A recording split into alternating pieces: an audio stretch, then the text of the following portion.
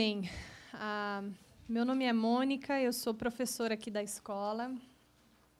E a gente vai passar os próximos minutos conversando um pouco sobre a dinâmica, o funcionamento da graduação em Direito aqui na Direito GV.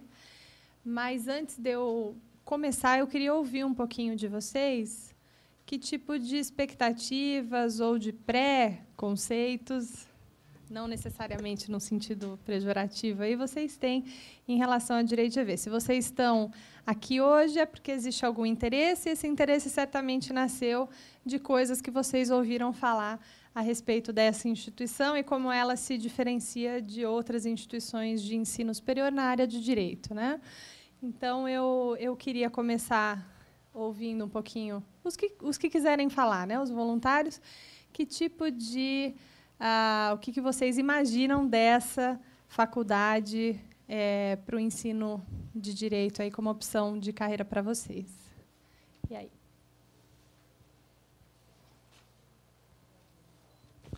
Todos muito tímidos. Já vou começar dizendo que, se vocês fizerem Direito GV, vocês vão ser obrigados, e temos alunos aqui que vão testemunhar nesse sentido, a participar e a falar bastante, tá? Então, e aí, alguém se voluntaria? Os meninos aí? Vocês são alunos, tá? Ainda não foram os meus alunos, então não... Eu vou falar... Boa tarde, pessoal. Eu vou falar como mãe, né? Eu e meu filho Gabriel, nós viemos da cidade de Taubaté, interior do Vale do Paraíba, né? Ele com o objetivo de fazer direito e focar direito na área tributária. Então, isso é novo ainda. E no colégio colocaram lá algumas informações, banners referente à palestra. E claro que a gente sabe, conhece, tem o conhecimento do peso que é a GV, né? Uma das maiores e melhores instituições que a gente tem aqui no Brasil. Então, hoje, o nosso propósito é ouvir, conhecer a instituição e entender um pouco mais, se for possível, né, se for comentado sobre o direito tributário, que é o foco dele. Tá. A escola de Direito ela é nova, ela é bastante jovem, né? Uma das escolas mais jovens da Fundação Getúlio Vargas. Desculpa o seu nome? Rosângela falava a Fundação Getúlio Vargas, uma instituição com renome, mas essa escola é bastante recente, né? Então, quando vocês pensam em renome, vocês estão pensando em quê? É verdade. Acho que o que chama a atenção para a gente procurar ver a GV é o renome que ela tem na administração. Na administração, a economia agora, né? A administração, você vai ver, ela é... Com certeza. Então, existe uma expectativa que isso significa. E essa expectativa, na verdade, muita gente associa, de fato, a Direito GV à administração, às nossas escolas irmãs, né, a administração e a economia, e muita gente tem, por isso eu falava em pré-conceito, as pessoas acham que fazer direito na Direito GV significa fazer direito empresarial, porque é o que está relacionado com direito administrativo, e muita gente nos procura por conta disso, mas muita gente deixa até de nos procurar, porque, de repente, tem como ambição seguir uma carreira pública e fala direito GV, empresa, eu quero ser juiz, quero fazer magistratura, não é para mim. Então, o objetivo da palestra hoje é contar um pouquinho para vocês de como funciona, desmistificar algumas questões e trazer informações conforme vocês sintam a necessidade. Então, eu vou seguir um PowerPoint aqui só para a gente estruturar um pouquinho melhor a lógica e a sequência do que vai ser falado, mas eu queria deixar vocês muito à vontade para levantarem a mão, me interromperem e fazerem as perguntas que vocês quiserem, sempre que vocês acharem necessário. Muito bem. O que é direito? Muitos de vocês aqui vêm com algumas expectativas em relação ao direito, que, às vezes, são bem fundamentadas, mas, às vezes, um pouco idealistas demais, ou não sei direito o que é o direito, mas a minha mãe sempre falou para fazer direito, porque, afinal de contas, a famosa palavra direito te abre um leque de opções, né? Você não vai ter que ser só veterinário ou só né? Com direito você pode fazer muita coisa. Quem já não ouviu esse chavão, né? Filho, vai fazer direito, porque com direito você pode fazer qualquer coisa. Que tipo de expectativas vocês têm, não em relação a essa instituição, mas em relação à carreira, né? Do que é direito? Esse é o Pedro, meu aluno, defende agora 4,5 o TCC dele, está se formando. Coincidentemente, a foto dele que está aqui. Muito bem.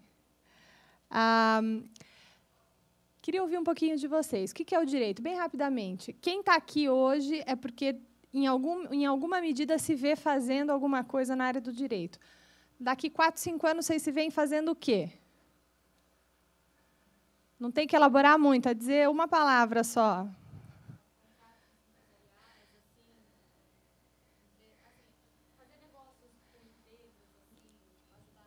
Tá, então trabalhar numa advocacia que a gente chama de, talvez, consultiva, preventiva, trabalhando nessa parte aí, junto com as empresas em negociações. Muito bem, isso é uma das possibilidades para o bacharel em Direito, né? O que mais?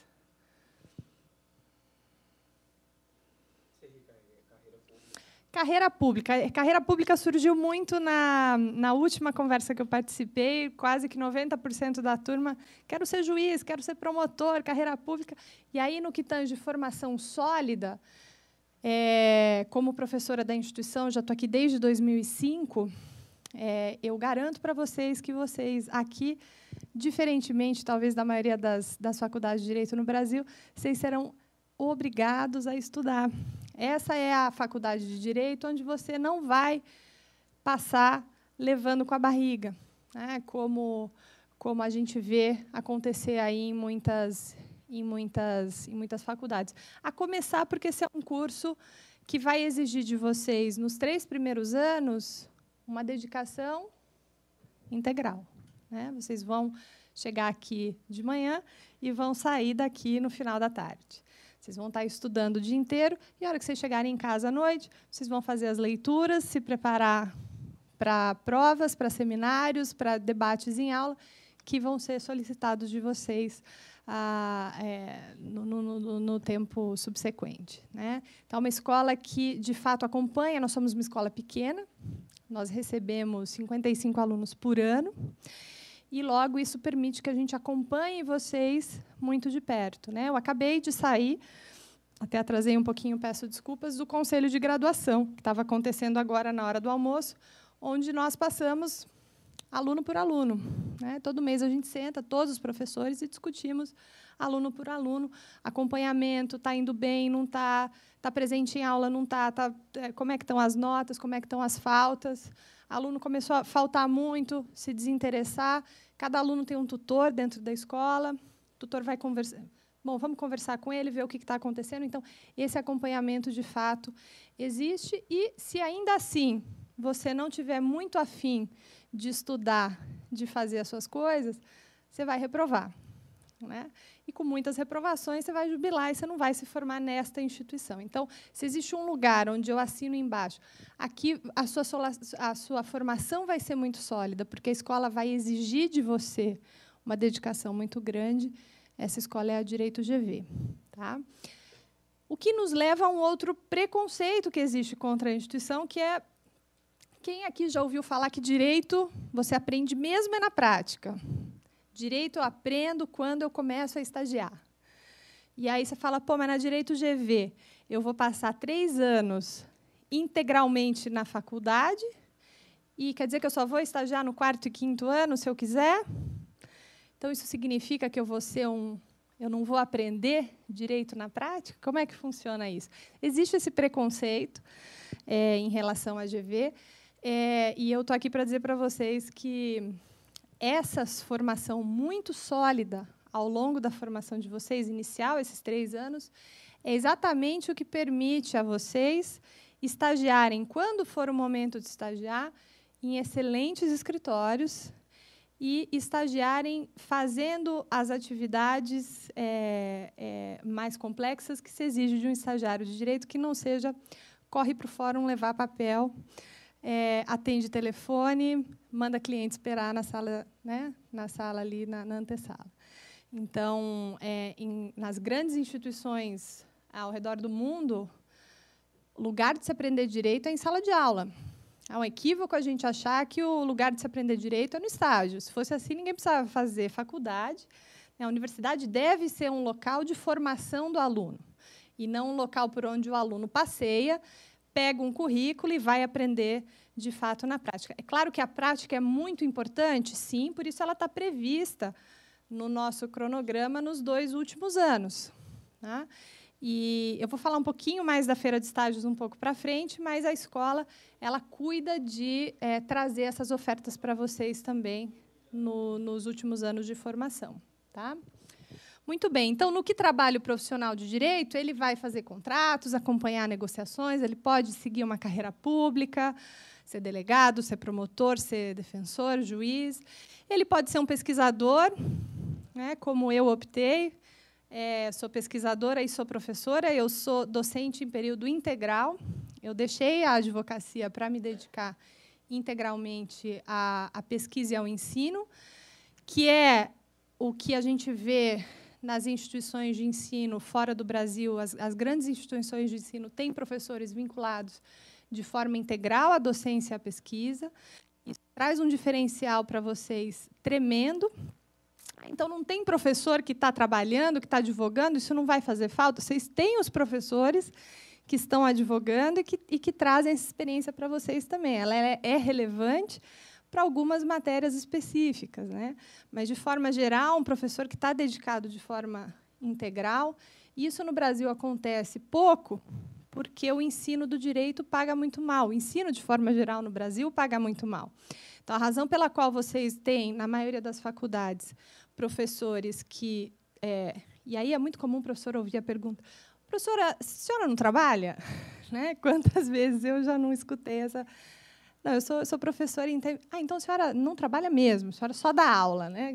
Dar aula é o meu trabalho, é o que eu faço, foi a minha opção de vida, né? E aí a razão pela qual vocês têm esses professores que trabalham e dão aula, né? Partindo aí do pressuposto que dar aula não é trabalhar, errado, mas ok, é porque é difícil você achar uma instituição que incentive economicamente, inclusive, o seu docente a estar aqui em período integral. Então, como professora, eu também sou bastante privilegiada, porque eu estou numa instituição que me paga muito bem para fazer o que eu faço em período integral, né? Então, isso se reflete na qualidade das aulas, isso se reflete no ambiente que o aluno tem de interação com professores e em outros tipos de oportunidade que surgem. Então, existe a possibilidade da carreira acadêmica, da carreira de pesquisa, enfim, do trabalho nos escritórios tradicionais e aí nas mais diversas vertentes, né?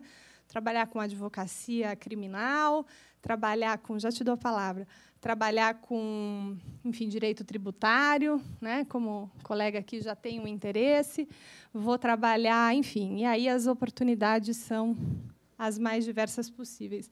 Onde é que está o nosso microfone?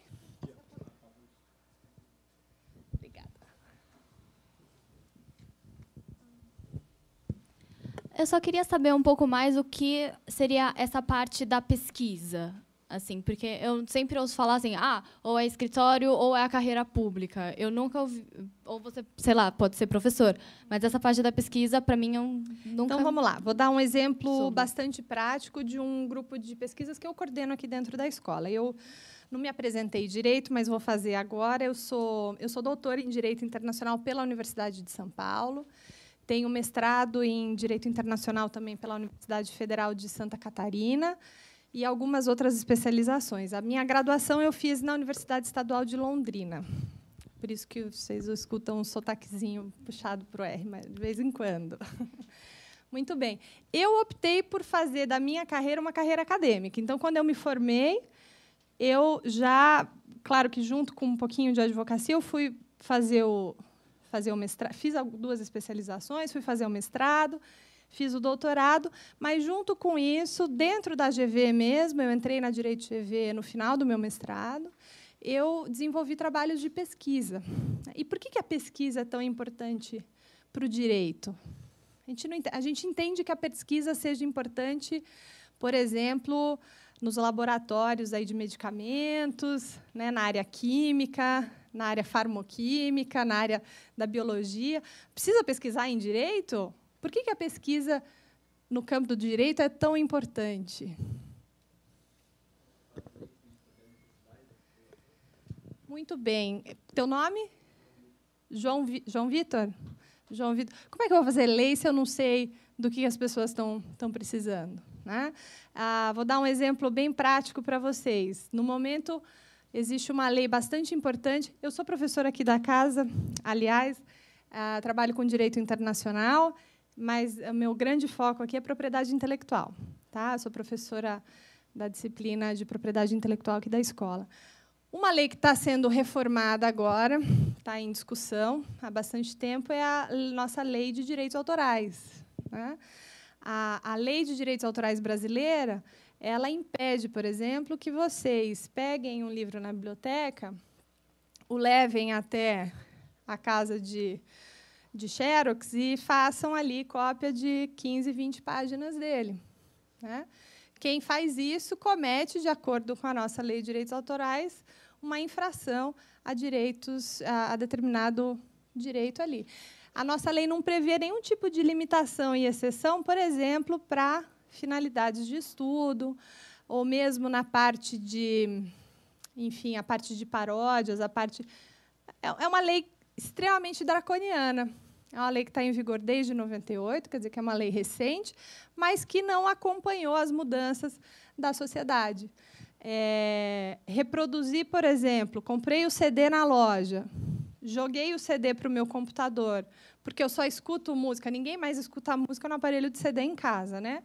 Você escuta a música no seu MP3 ou no seu telefone. Joguei a música para o meu computador para passar para o meu iPhone, também estou infringindo direitos autorais. Quer dizer, a gente tem uma lei jovem que não acompanha as mudanças digitais pelas quais a sociedade está passando.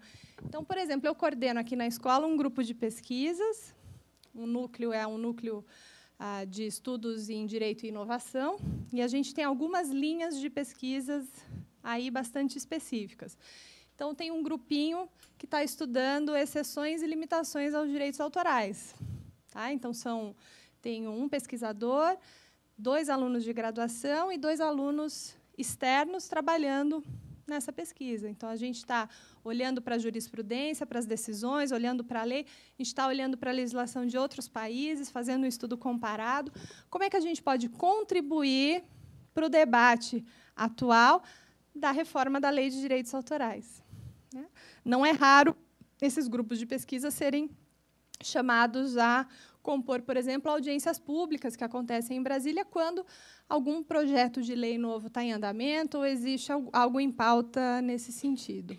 Tá? Outros projetos que a gente tem no âmbito desse núcleo são na área de direito da concorrência e propriedade intelectual, a questão dos monopólios. E a gente estuda também uma área bastante nova aqui na escola, que eu introduzi esse ano, que é a área de fashion law. Estou começando a estudar direito e moda, né? Tem muita questão aí relacionada ao mundo da moda que pode ou não pode ser regulado pelos direitos, seja na minha área, a área de propriedade intelectual, seja em outras áreas também. Direito tributário, incide tributação sobre, sei lá, o design, por exemplo, né? Então, uma área extremamente inovadora. Ninguém está estudando isso no Brasil, pouquíssimo estudo também no mundo, mas tem impactos importantes e a escola tem muito a Direito GV tem muito esse condão de incentivar pesquisas em áreas inovadoras. Vocês podem ver pela nossa grade. Nossa grade de disciplinas não é uma grade tradicional, é uma grade que tenta trazer, enfim, um olhar diferenciado para as disciplinas tradicionais do direito e traz essas opções de questões aí mais ou menos inovadoras.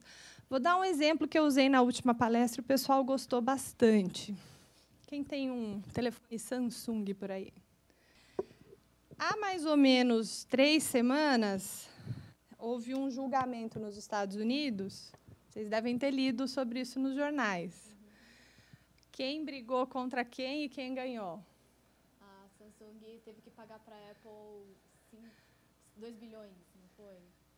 Eu sei que foi um valor absurdo. 1,05 bilhões de dólares foi o valor da sentença, condenando a Samsung por violações à propriedade intelectual da Apple. Então, a Samsung, quando cria esse telefonezinho aqui, ela, em tese, de acordo com esse júri, que lá na Califórnia, em Palo Alto, na Califórnia, condenou a Samsung, violou diversos institutos de propriedade intelectual que eram de propriedade, dentro dos Estados Unidos, da Apple.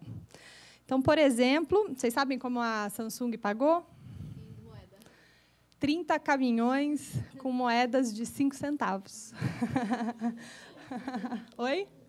36 caminhões? 36 caminhões. Então, achei super inovadora a forma da Samsung de protestar. Tá aí, você quer um bi? Eu tenho, vou te pagar em moeda de 5 centavos.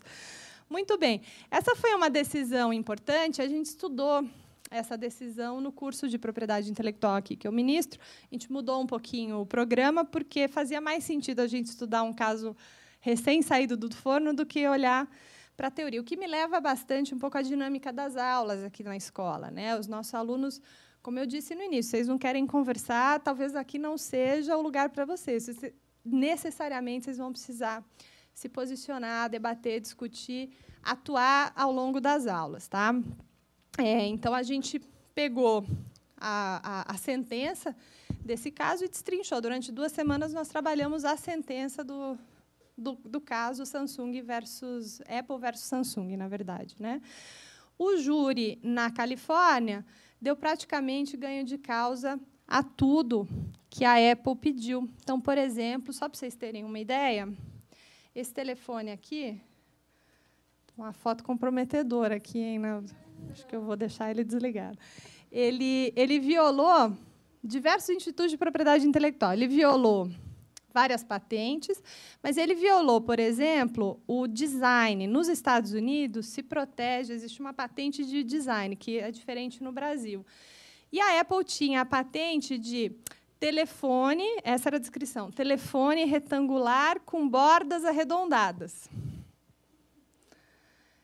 E o júri achou que, de fato, houve infração da Samsung, a patente da Apple, e, entre as condenações que somaram esse 1,5 bi, estava essa. Agora, eu pergunto para vocês, quem não tem um telefone retangular de bordas arredondadas?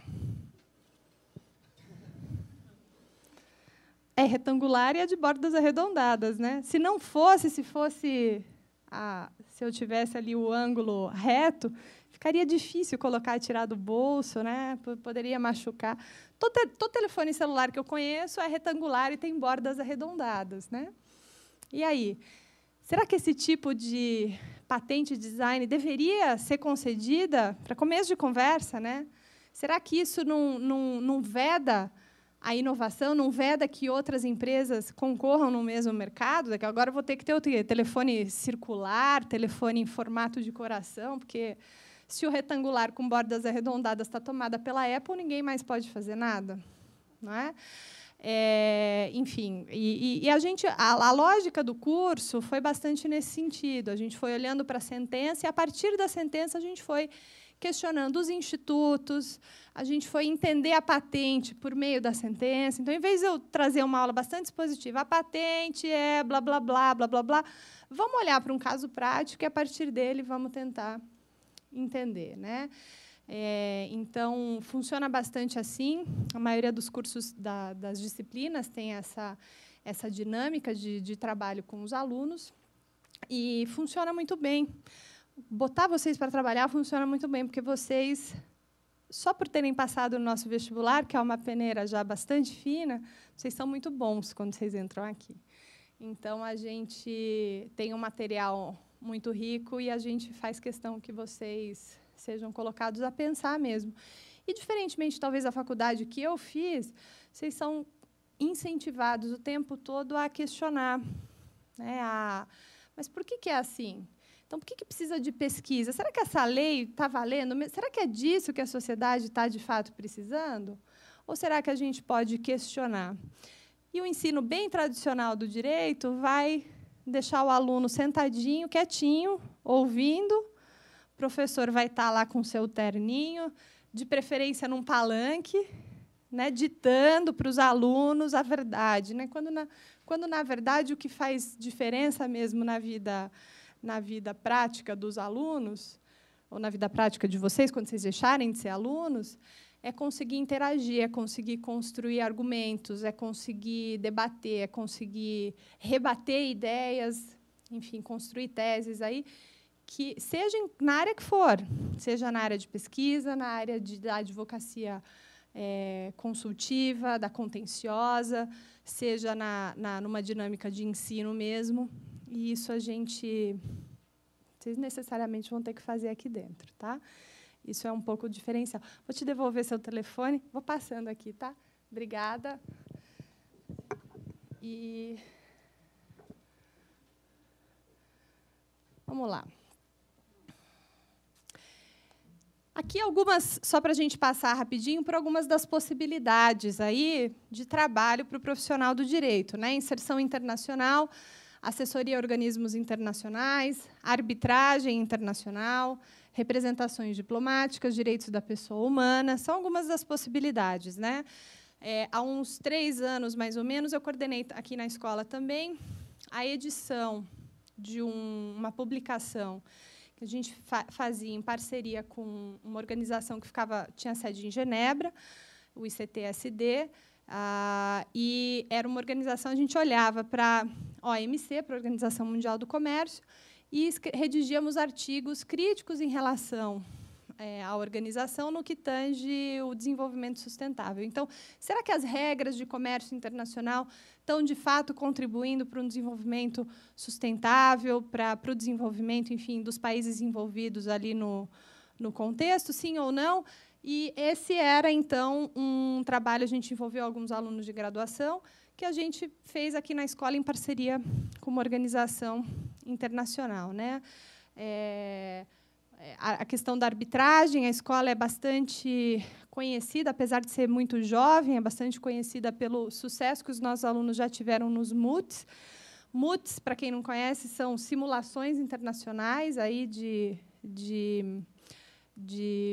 enfim, fóruns de solução de controvérsias. Então, tem o MUT de Viena, tem o MUT da CIJ, tem o MUT da ELSA, enfim, tem uma série de competições internacionais que colocam vocês no papel de, enfim, determinada parte, mas num litígio internacional.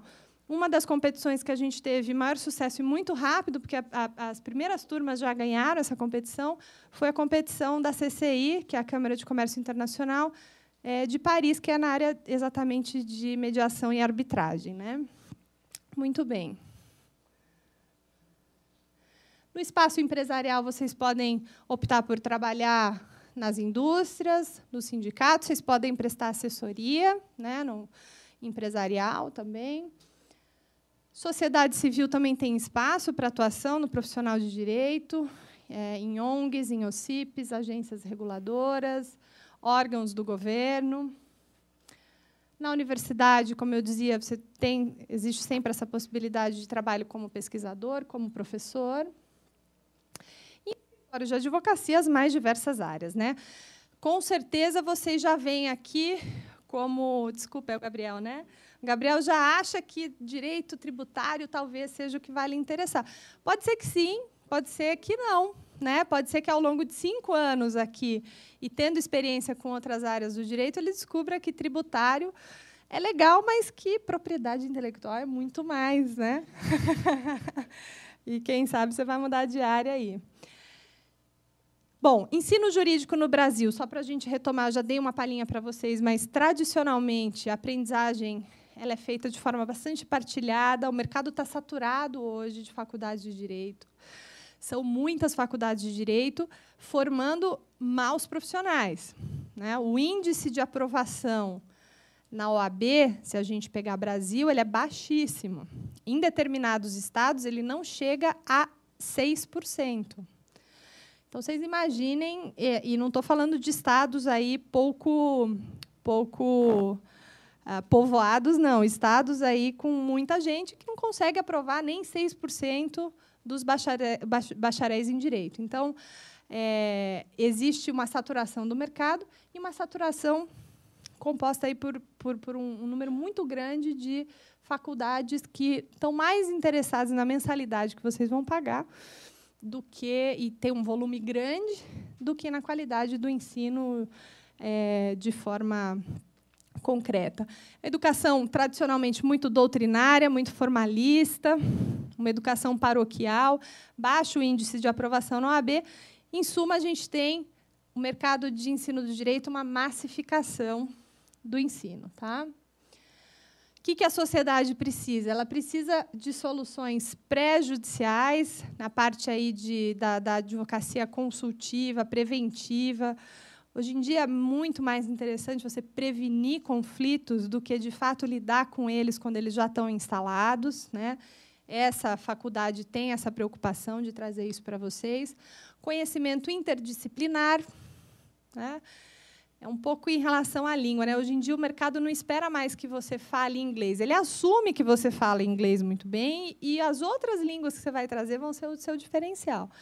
Hoje em dia, a gente tem profissionais aí se formando. O cara é formado em Direito, mas e que mais? Né? Não, eu sou formado em Direito e Economia. Isso é um grande diferencial. Eu sou formado em Direito e Administração. Isso é outro grande diferencial. Vocês, quando ingressam aqui na Direito GV, têm a opção de fazer a dupla graduação, de ficarem 2 anos ou 3 a mais. 2 anos a mais, 2,5.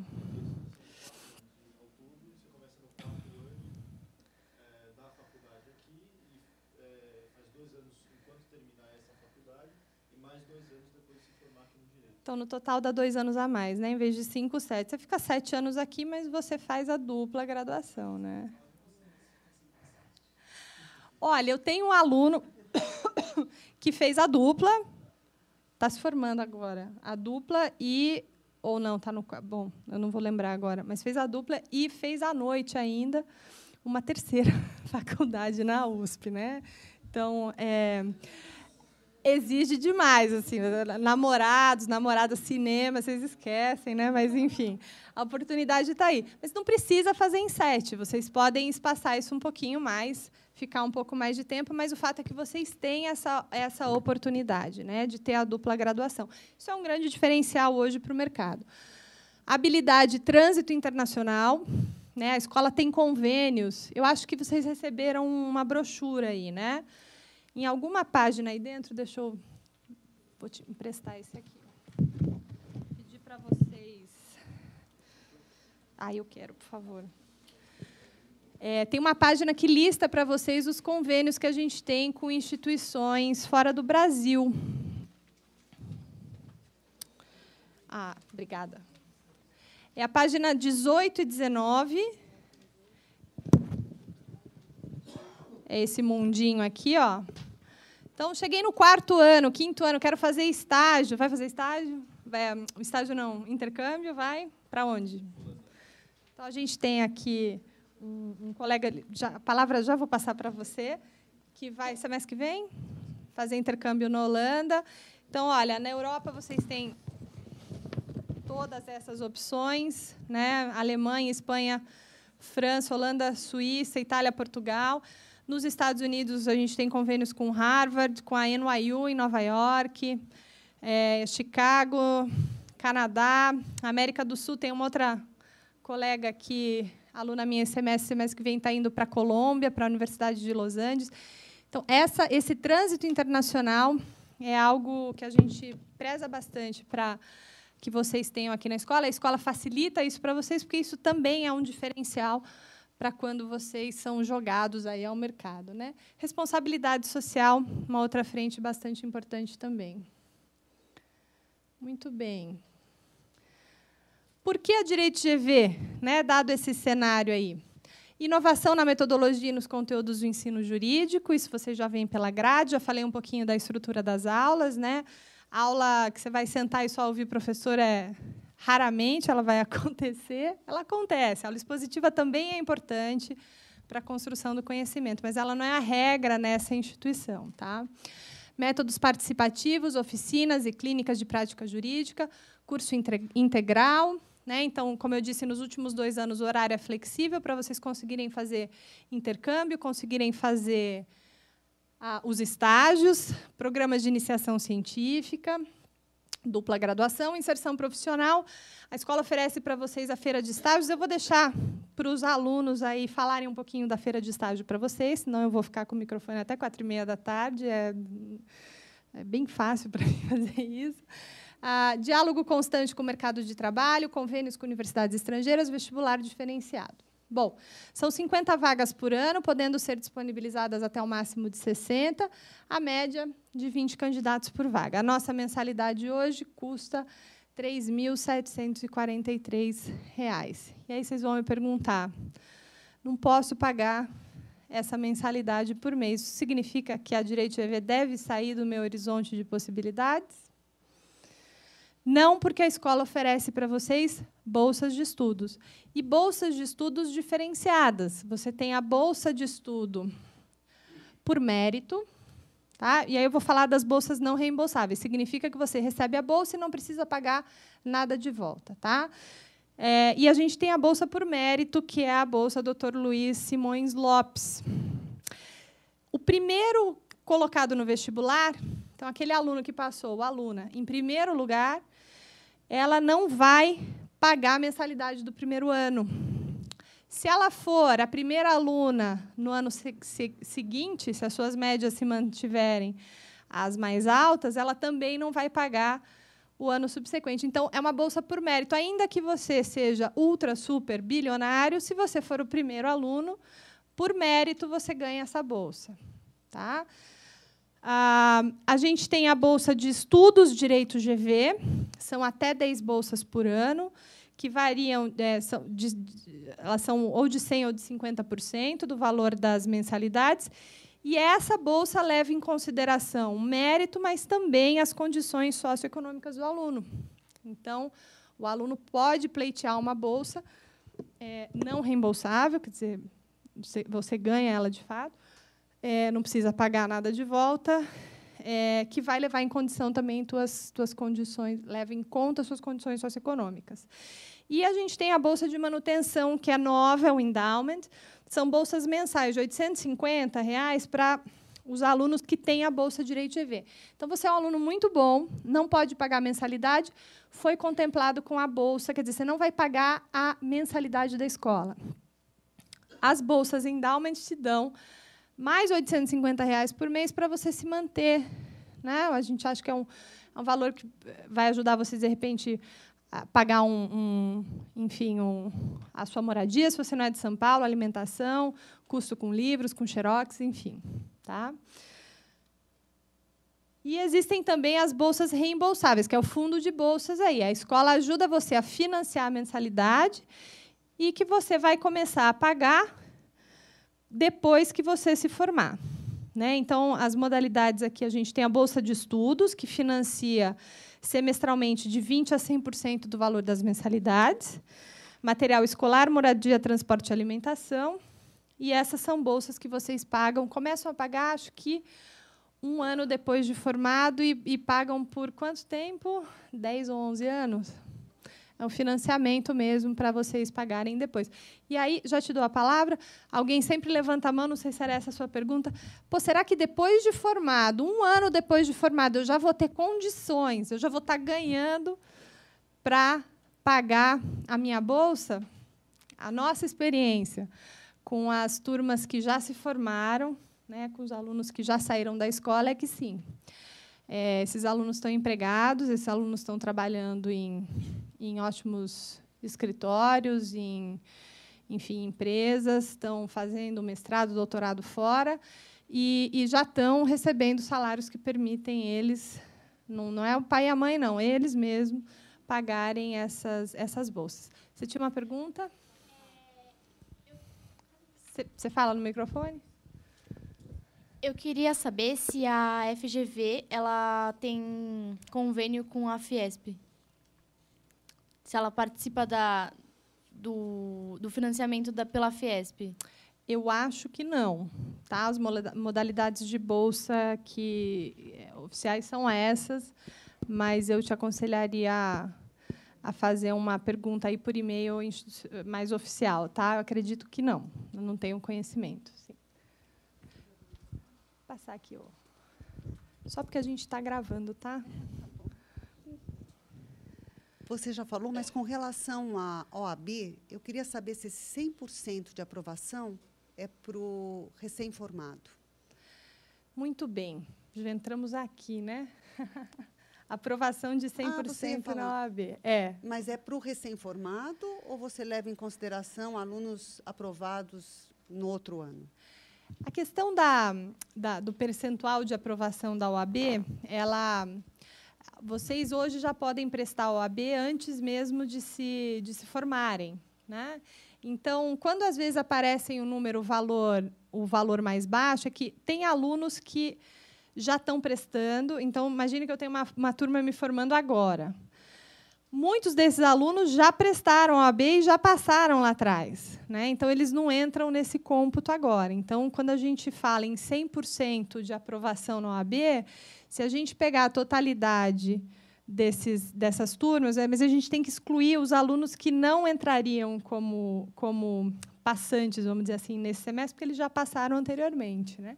Então, os nossos alunos, de fato, o nosso índice é muito alto, né? Se a gente parar para pensar na média nacional, né? Que, a depender do ano, não chega a 10%, nacionalmente falando, a gente ter esse índice de aprovação é bastante significativo, tá?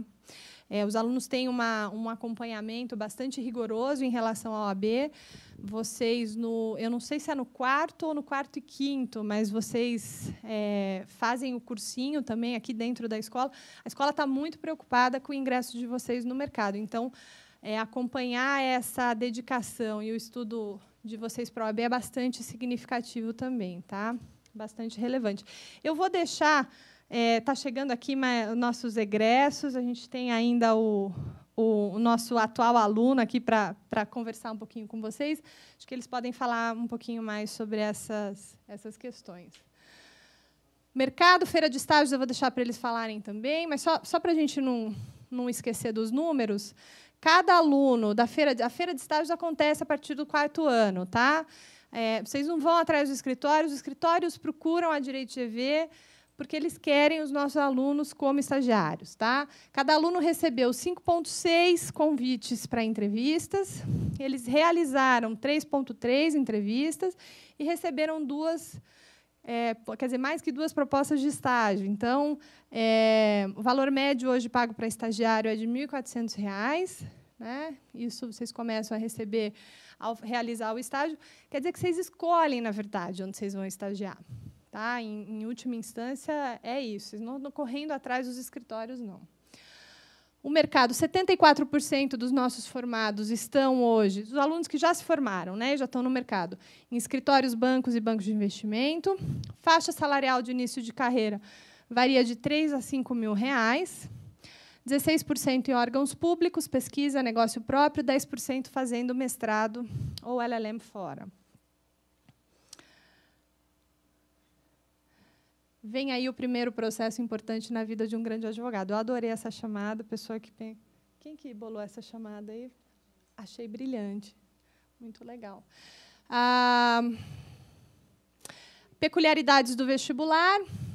Inovação, artes visuais e literatura passa a ser denominada artes e questões contemporâneas, inclusão de música e de um repertório de questões contemporâneas, tá? E aí umas informações de cunho mais burocrático. Eu vou passar a palavra, então, para um aluno da casa, coincidentemente meu aluno esse semestre, para contar um pouquinho da experiência dele como aluno, e depois a gente tem os nossos egressos falando um pouco da experiência deles como alunos que hoje estão no mercado e saídos da Direito GV. Obrigado, professora Mônica.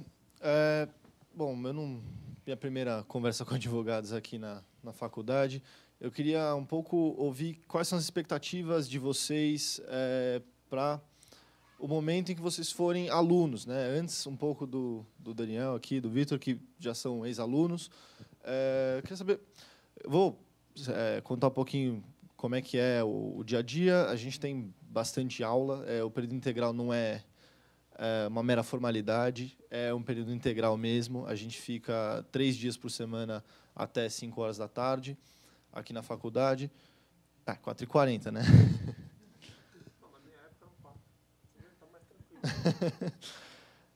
A gente fica 3 dias por semana, às vezes um pouco menos, até as 4h40 da tarde.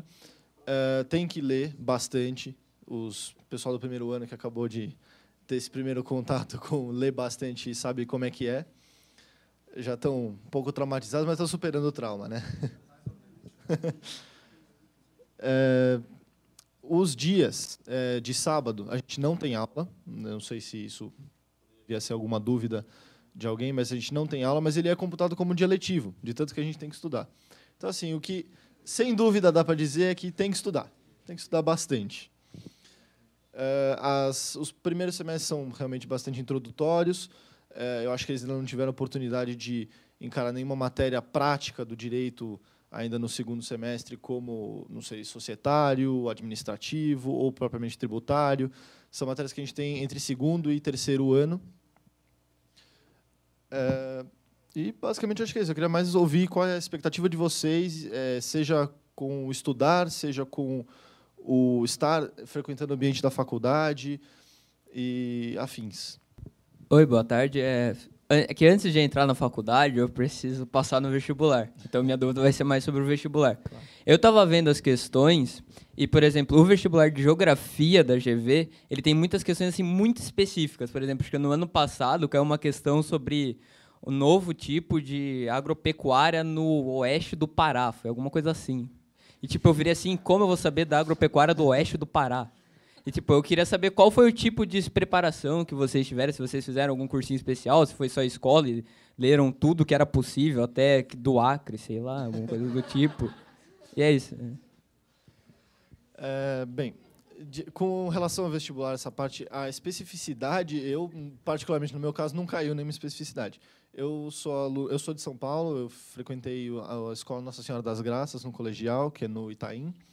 É uma escola pequena, mas e uma escola não é assim que tem a fama do Bandeirantes ou do Vértice, por exemplo, de serem as escolas que estão entre os top 3 de Enem ou os índices que são as referências hoje em dia. Eu prestei no final do terceiro colegial, sem fazer nenhum grande cursinho, sem estudar demais. Eu não passei. Eu fiz cursinho depois, mas eu insisti, eu fiz o cursinho depois. Eu tive matérias normais, eu não tive nenhum cursinho específico para Direito de GV. Eu tive algumas aulas específicas para Direito de GV, como as de expressão oral, que são para a segunda fase do vestibular, né, que mais de um cursinho, inclusive, oferece. E eu acho que a proposta do vestibular, eu olhei muito por cima as questões do último vestibular. A proposta do vestibular é você poder conseguir compreender o que ele está perguntando e, talvez, ser capaz de responder num contexto. Então, por exemplo, se não me engano, a parte de interpretação de texto de português do último vestibular, caiu um texto de um autor que se chama Norberto Bobbio. Ele é um escritor do direito, ele ensina, acho que é teoria geral, né? De teoria geral do direito, não é um texto muito complexo, mas para quem nunca teve contato com o direito não ia saber responder em termos de direito.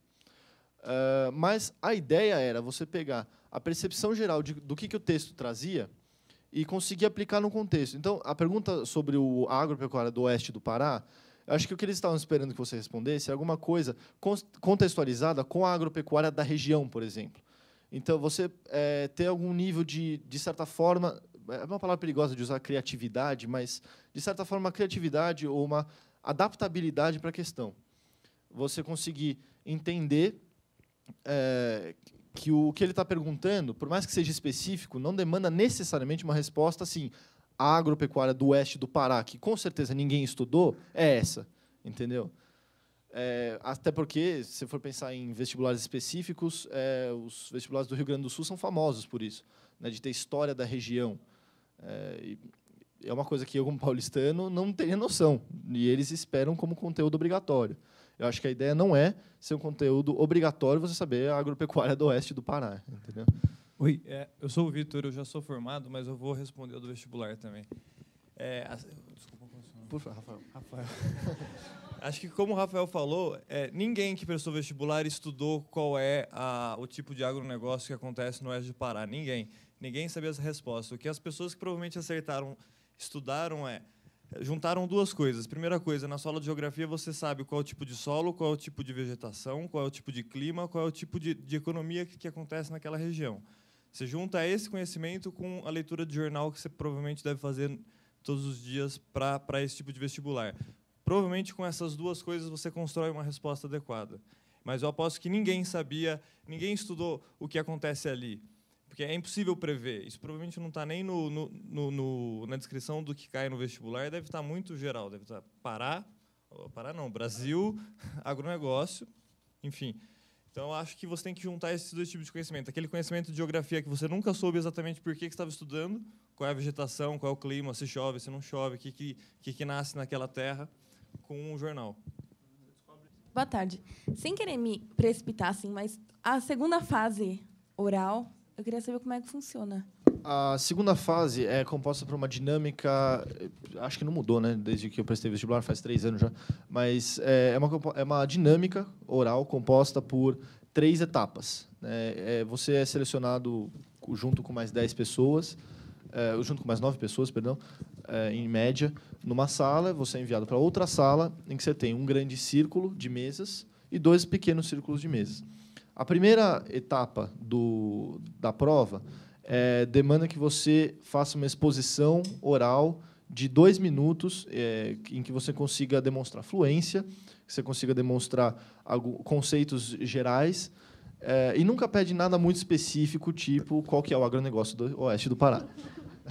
Mas são questões de relevância social, normalmente, de relevância, às vezes, histórica, sem ser muito específicas, que demandam que você fale por 2 minutos, com fluência, com todas as características de um bom orador. A segunda etapa, passada essa avaliação, você ter a divisão da turma que estava sentada num círculo em 2 grupos menores, e os 2 grupos aos 2 grupos são designados temas para serem discutidos na dinâmica que vem na terceira etapa. E aí, nessa parte da avaliação, você tem uma avaliação a respeito de qual a sua interação em grupo, de qual a sua capacidade de dinâmica em grupo. Então, assim, às vezes você tem cursos especializados que sugerem como você tem que fazer isso. Você tem gente que fala, você tem que ser o líder, porque tem uma eleição de líder, então você tem que ser o líder da etapa. Não é verdade, não necessariamente. Você conseguir ajudar o grupo a ponderar quais são os melhores critérios, quais são os melhores argumentos para ser usados na etapa seguinte, é a parte mais importante. Porque ele avalia o seu trabalho em grupo e a sua capacidade de contribuir para o grupo, muito mais do que a sua capacidade de saber o que você está falando. Entendeu? A terceira parte, que aí sim junta os 2 grupos novamente, o tema normalmente é um tema específico, com um grupo sim, o outro não. Um grupo a favor, um outro contra. Um grupo concorda, o outro discorda. Coisas do gênero. A terceira etapa é o confronto entre os 2 grupos. Os 2 grupos têm que trabalhar em oposto, mas juntos entre si. Então, por exemplo, o candidato que resolve sair falando tudo o que foi discutido no grupo para ver se consegue ganhar a melhor nota porque falou mais, não necessariamente. Tem que também ter uma dinâmica de trabalho em grupo que se adeque à etapa, ao que a etapa exige, que é você conseguir usar aquilo que vocês bolaram na etapa 2 para tentar ter uma argumentação melhor do que a do outro grupo, que vai fazer a mesma coisa. Então, um bom método, uma boa sugestão, por exemplo, é chegar, não necessariamente se eleger o líder, mas sugerir, olha, vamos fazer por vez, quem quiser falar para rebater, vamos tentar seguir uma ordem de quem levanta a mão, por exemplo. Conforme o grupo demonstra maior organização, maior capacidade de interagir entre si, ainda que estejam concorrendo para a mesma vaga, né, maior capacidade de interagir entre si e contra o outro grupo, acaba levando notas melhores do que aquelas pessoas que acham que tem que demonstrar que sabe tudo, ou que tem que demonstrar que sabe falar, que não é só isso que avalia, é uma etapa bastante completa. E, ao meu ver, é bastante necessária para a faculdade, porque nós temos, como a própria professora Mônica já falou, todas as aulas são dinâmicas, todas as aulas exigem participação, todas as aulas exigem um posicionamento. Então, assim, mesmo para as pessoas que são tímidas, você acaba vencendo isso. Pô, eu sou um exemplo vivo disso. Eu entrei aqui, eu ficava assim, olhando, as pessoas falando. Até hoje, eu não sou muito de falar nem nada, mas vocês também devem ter exemplo na classe de vocês que ainda não conseguiram falar muito, né? Exato, basicamente 20% da nota do curso depende disso. Então, essa etapa oral, ela é bastante importante, mas ela não é um bicho de 7 cabeças. Acho que o melhor quesito é naturalidade, entendeu? Rafael, eu queria só complementar com uma coisa que é importante para vocês perceberem da avaliação. Não sei se você falou disso, pelo menos eu não ouvi. A avaliação não é feita por um advogado ou por um cientista político, enfim, não. Quem está ali te avaliando são psicólogos. E o objetivo deles estarem te avaliando, de ser um psicólogo que está te avaliando, é justamente identificar esse tipo de habilidade que o Rafael estava falando. Se você sabe interagir em grupo, que é super importante, claro, para você entrar na GV, para você ter aulas com dinâmica em grupo, você precisa saber trabalhar em grupo. Mas também é importante, dali para frente, é o tipo de profissional que a GV quer formar, né? Uma pessoa que saiba conviver harmoniosamente, pelo menos, num grupo. E, óbvio, no ambiente de competição. Eu lembro, na minha segunda fase, nosso grupo tinha uma menina, nessa terceira fase, que parou, assim, ela travou, ela não conseguia falar. E fiquei eu e mais uma outra amiga minha que passou também no vestibular, a gente ficava falando, não, mas fala, você falou isso no grupo, não sei o quê, e, enfim, incentivando ela a debater também. Foi uma reação um pouco natural nossa. Não tinha nada que a gente tinha pensado em fazer isso na primeira zona de debate, mas a gente sentiu que ela era a única que não tinha falado. Tinham 10 pessoas e só uma não falou. A gente tentava passar a bola para ela e depois, inclusive, suponho que tenha sido um dos pontos de avaliação positiva. Os 2 passaram no vestibular. O que é importante também nessa primeira fase, assim, dessa segunda fase do vestibular, nessa terceira etapa? Que vocês não se assustem com o tema. Assim, da mesma forma como o agronegócio no Pará, né?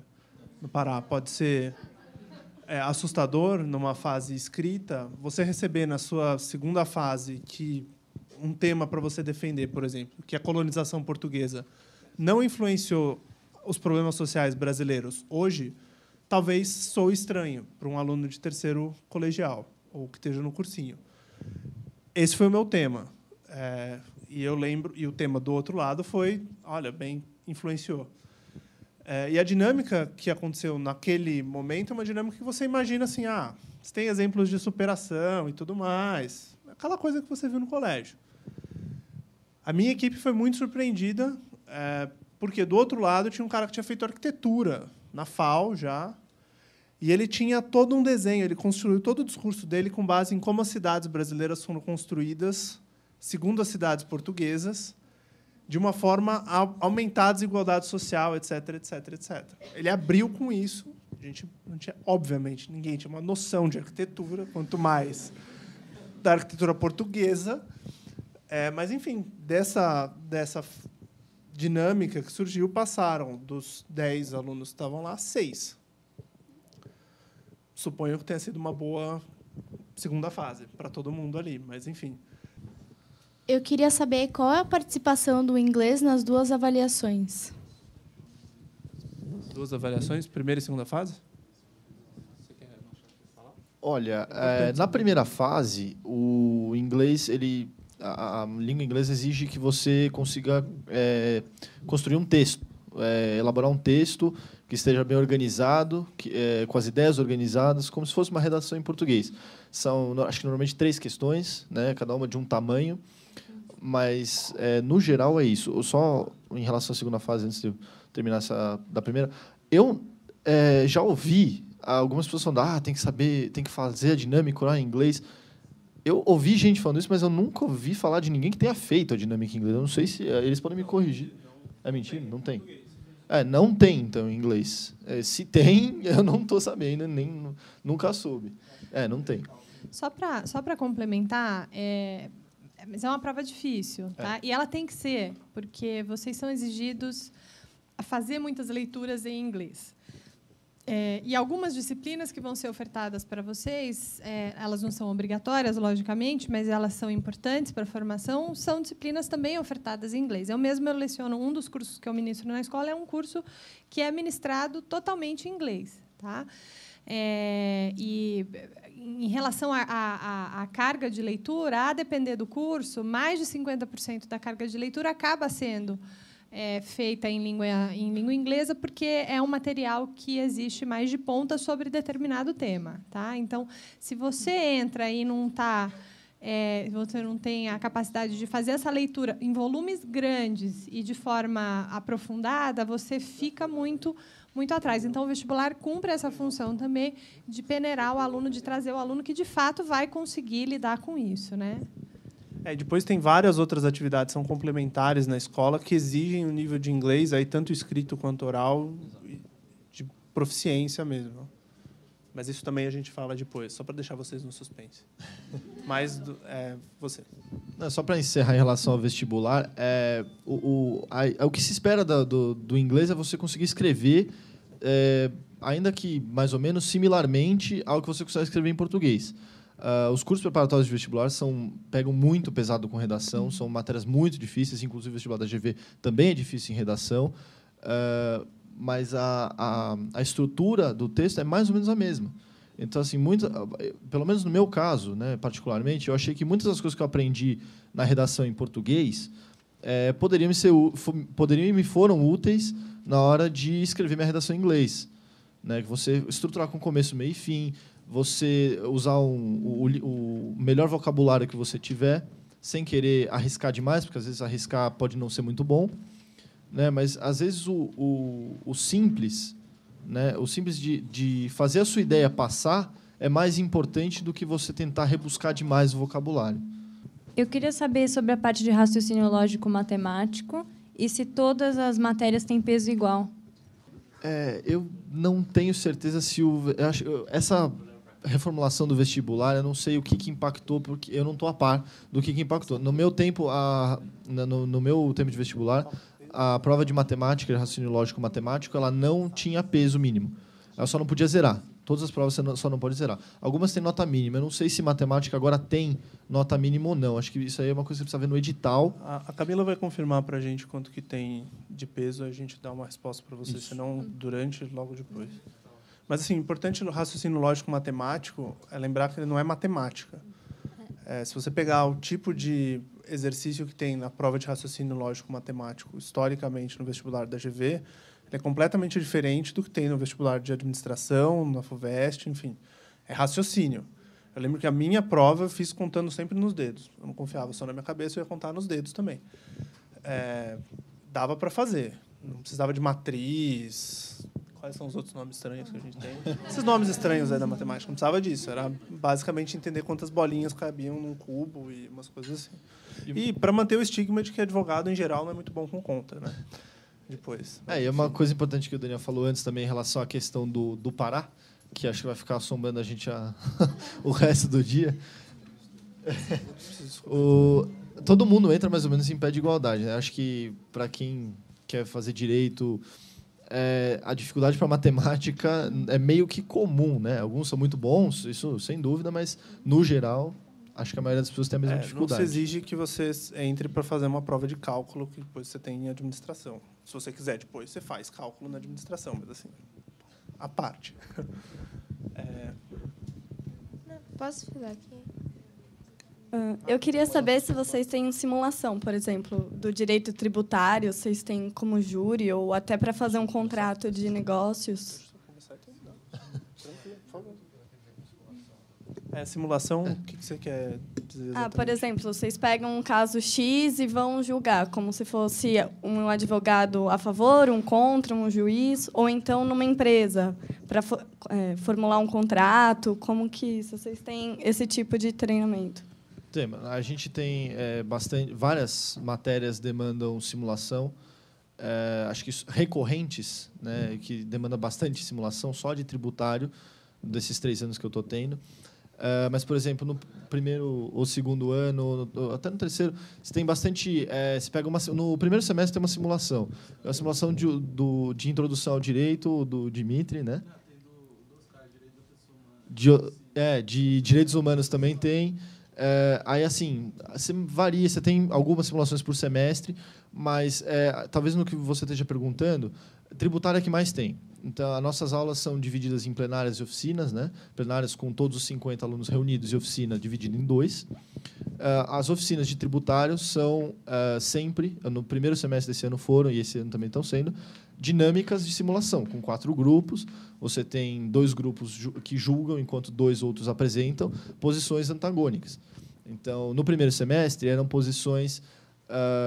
os primeiros, o grupo que julga era julgador mesmo. Então, a gente tinha que apresentar uma posição, por exemplo, do fisco, e o outro grupo apresenta a posição dos contribuintes. E aí fica um debate bem antagônico. E os outros 2 grupos julgam e depois inverte. No segundo semestre, a gente tem mudado um pouco de dinâmica, que é ainda mais interessante, porque agora nós somos escritórios contratados para emitir um parecer. Então, os outros 2 grupos, em vez de serem julgadores de qual é melhor fazer, além de julgar, eles têm que dar uma boa justificativa de por que eles escolheriam o nosso escritório em vez do outro, que vão debater sobre o mesmo assunto e não precisam defender uma posição fixa. Porque antes você tinha, de um lado você tem o fisco, do outro o contribuinte. Agora você tem uma coisa muito mais livre, porque você pode avaliar quais são os melhores argumentos, quais são as melhores formas de procederem, que são diferentes, e aí para deixar a cargo de outras pessoas analisarem se realmente são as melhores ou não o que você está apresentando. Mas também não se restringe só a isso. Esse semestre a gente está tendo bastante sessões de julgamento de direito penal. Então, vários alunos compõem o que seria o grupo de ministros do STF lá na frente, e os outros 2 fazem exposição oral de debate a favor ou contra a condenação de uma pessoa, de um grupo de pessoas. Entendeu? E aí, o que esses 2 aqui podem brilhantemente expor agora é sobre os outros tipos de modelos de simulação que se assemelhariam um pouco com o que são, por exemplo, o Fórum FAP, os fóruns internos de colégio, que eu sei que Bandeirantes participa, o Gracinha participa, Santo Américo participa. São modelos que simulam discussões da ONU. Eles participam que não são exatamente esse o aspecto. De simulações da ONU são mais específicos para colegial, ensino médio, que é um pouco mais geral. Mas, por exemplo, o Dani é coach do time do Vismut, de Viena, que a professora Mônica apresentou antes.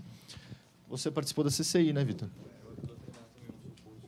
O Vitor ajuda a treinar o time que vai para a CCI, que é a outra competição. Então, além dessas dinâmicas internas de aula comum do curso, tem várias opções extras de curso em diversas áreas. Então, você tem a equipe do Dani de arbitragem, que tem 2 competições, a Elsa e o Vismut. Tem a do Vitor, que é de mediação e negociação e mediação. Tem de direito penal, que simula no TPI. E são todas competições fora do Brasil. E eles podem dizer um pouquinho melhor sobre isso. A gente pode falar disso... Quer falar agora? Já que a gente está... Vamos, já que a gente está nesse assunto, né? Você falou de simulações. Essas são simulações um pouco mais, talvez, agressivas, assim, porque elas são efetivamente competições. A professora Mônica expôs que tem, enfim, prêmios internacionais e tal, e competições internacionais, e a GV participa de várias dessas competições. Como o Rafael falou, eu sou o treinador da equipe da competição brasileira de arbitragem, da competição internacional de arbitragem, que é em Viena, e eu ajudo a treinar também a equipe de OMC, que é a Organização Mundial do Comércio, uma equipe que vai fazer uma competição também relacionada à Organização Mundial do Comércio. Eu já participei da competição de mediação, que o Vitor hoje é assistant coach, um dos treinadores da equipe. E, basicamente, como funcionam essas competições? O objetivo dessas competições é, basicamente, trazer para o aluno de graduação ou pós-graduação o que vocês, na verdade, vão começar a fazer quando vocês tiverem muito tempo de formado. Por que eles fazem? São sempre casos fictícios, baseados em fatos reais, mas assim, casos fictícios que são criados por grandes profissionais, grandes nomes do direito, da mediação, da negociação, empresas participam dessa formação dos casos, etc. E eles dão um caso, publicam esse caso e as equipes se inscrevem e vão participar. O que acontece com os alunos? Os alunos assumem o papel de advogados. Nas competições de arbitragem funciona assim, depois eu deixo o Vitor falar um pouco melhor como é a de mediação. Mas vocês vão assumir, participando dessas competições, o papel de advogado. E, como advogado, vocês traçam toda a estratégia do seu caso, desde a petição inicial até a fase de apresentação oral de argumentos. O que é interessante disso? Na minha experiência, você basicamente tem essa oportunidade de traçar todo o seu caso só quando você for, talvez, advogado sênior ou sócio de um escritório. Por que isso? Óbvio, tem um tempo de maturação. E os multis, essas competições, passaram a ser uma ferramenta de ensino fundamental e, hoje em dia, provavelmente uma das mais modernas ferramentas de ensino do direito, porque elas, nesse preparo que você tem do caso, você passa por todas as etapas do ensino. Você tem que aprender a ler o caso com muita atenção, você tem que saber fazer pesquisa, você tem que saber argumentar, você tem que saber escrever muito bem, com uma linguagem específica. E depois, o que é a parte que todo mundo gosta, a parte mais legal, é a hora que você, eventualmente, viaja dentro do Brasil. A gente vai agora para o Rio de Janeiro, na competição brasileira, ou depois para Paris, na CCI, Viena, no Vismut. Você tem a chance de apresentar o seu argumento oralmente para um tribunal ou para um mediador, no caso da CCI, que são, enfim, é um tribunal formado por pessoas que vocês provavelmente leram no processo em que vocês estavam preparando a sua submissão escrita. Isso é fundamental, assim, que você passa por um escrutínio, você passa por uma defesa de tese, como você vai fazer quando você estiver advogando. Toda essa parte das competições internacionais são sempre em inglês, tirando o Tribunal Penal, que tem uma parte em português. E daí que veio o que eu estava falando para vocês, o nível de inglês é, sim, um critério importante da seleção no vestibular, também porque a GV tem interesse em manter alunos e manter equipes competindo nessas competições, e é, sim, uma oportunidade de adquirir um super conhecimento jurídico e também uma grande rede de contatos fora do país. Você explica um pouco da CCI? CCI, tá. Uma coisa importante de dizer é que o nível de inglês seu melhora muito ao longo da faculdade. Então, o Daniel bem lembra que no meu primeiro ano eu tentei ir para a competição de mediação da CCI, eu não fui aprovado, eu não tinha nível de inglês para ir. Eu tinha nível de inglês para entrar na faculdade, não tinha nível de inglês para sentar numa mesa e negociar com um americano. No terceiro ano, eu atingi um nível. E ali eu continuo na competição até hoje como auxiliar técnico, enfim. Então, você consegue também, dentro da faculdade, atingir o nível que você precisa para participar dessas competições, que também é muito acima, porque não é só escrever. De arbitragens tem uma parte escrita muito pesada, são 50, 60 páginas, em inglês, de um texto muito sofisticado, e na de negociação você tem que sentar com o americano e negociar. Você não sabe o que o cara vai falar e você não pode usar o inglês que você aprendeu quando você fez o high school no Canadá. Aquele inglês que você aprendeu lá não serve para sentar numa mesa dentro da Câmara Internacional de Comércio em Paris e negociar uma compra e venda de turbina de avião. Você precisa de um inglês muito mais sofisticado, um inglês que você adquire provavelmente aqui dentro e durante a preparação. Na competição de negociação através de mediação, que acontece em Paris, são equipes que são 2 contra 2, então cada time manda por jogo 2 pessoas, 4 ao todo. Um faz o papel do cliente, do businessman, e o outro faz o papel do advogado. E você tem 2 de um time, 2 de outro, e o mediador, e você senta ali por 1h30 e tenta resolver o seu problema junto com a outra parte. É diferente da competição de arbitragem, que você faz uma exposição. De 15 minutos. A outra equipe faz uma exposição e um árbitro decide quem ganhou. Aqui tem um juiz que decide quem ganhou, mas o acordo em si só sai se as partes conseguirem fazer para tanto, assim, acordarem em alguma coisa. O mesmo vale, esse método da arbitragem vale também para quem gosta de penal, tem o Tribunal Penal Internacional, para quem vier a gostar de direito internacional, é apaixonado por direito internacional, tem outras tantas competições que lidam com isso, investimento, direito internacional público, enfim. E uma coisa legal das competições, a gente puxa a sardinha porque a gente vai estar aqui ainda quando vocês entrarem, provavelmente. Exato. A gente precisa de pessoas para competir. E a gente gosta disso, é meio por amor às competições. Assim. E uma coisa importante, por exemplo, você pega tanto a competição de mediação quanto a competição de arbitragem. Primeiro que elas são fora do país, e quem paga não é você. Antigamente era a faculdade que pagava, hoje em dia a gente vai atrás de patrocínio. Então, foi a primeira vez que fui para a Europa, foi para competir, foi de graça, inclusive para comer nos restaurantes. Então, você recebe um dinheiro para comer, você recebe um dinheiro para ficar, para ir. E é muito bacana. Quando você for advogado, vai ser assim. Vai ser assim. Espera-se. Se estiver no escritório, bom. E uma coisa interessante é que você pode pensar em qualquer faculdade do mundo inteiro, dos Estados Unidos, da Europa, da Ásia. Qualquer uma delas está lá. Você senta para negociar com gente de Harvard, com gente de Cornell, com gente de Berkeley, com gente da UCLA, com gente da Sorbonne, com gente da Ásia. Da Ásia, não sei os nomes, mas Singapura tem faculdades fortíssimas, o Japão, China, a Alemanha tem faculdades fortíssimas, Londres, enfim, o mundo inteiro. E estão todas lá. Então, não é uma coisa que você e mais 5 renegados do mundo para Paris e sentam ler um... Não, são todos os principais que estão ali. E uma coisa interessante é que a gente chega muito longe. Então, a gente, em geral, quando cruza com os americanos, por exemplo, ganha e vai passando até perder de alguém mais para frente. Ou não. O Daniel, quando foi campeão.